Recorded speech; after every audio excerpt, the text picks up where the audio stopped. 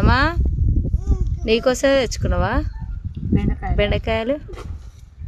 అందరికి నేను తిననుగా, మరి నాకోసం ఏం కూరగాయలు తెచ్చినావు చెప్పు. టమాటాలు పచ్చడి తెచ్చి, అందుకే నేను నిన్న పచ్చడి చేసుకున్నా కదా. ఈరోజు అయితే అమ్మ నేను తోటలోకి పోయి వచ్చేసరికి మంచిగా కూరగాయలు కట్ చేస్తుంది. బెండకాయ ఫ్రై చేస్తావా అమ్మ? మీరే చేత కాదు నాకు. అయితే అమ్మకి ఇష్టం, మా ఇంట్లో తమ్మునికి ఇష్టం, అందరు ఇష్టంగా తింటారు మా వాళ్ళు ఈ బెండకాయ ఫ్రై. కానీ నేనే ఎందుకో తిననమ్మా. ఎందుకు? చిన్నప్పుడు తినమని చెప్పలేదా నాకు? చెప్పినా కానీ తినపోయేది. ఎందుకంటే ఇట్లా జిగురు జిగురు అట్లా అంటే ఇష్టం ఉండదు అనమాట నాకు. ఏ కూరగాయలైనా జర జిగురు జిగురు అనిపిస్తే నాకు అస్సలు ఇష్టం ఉండదు.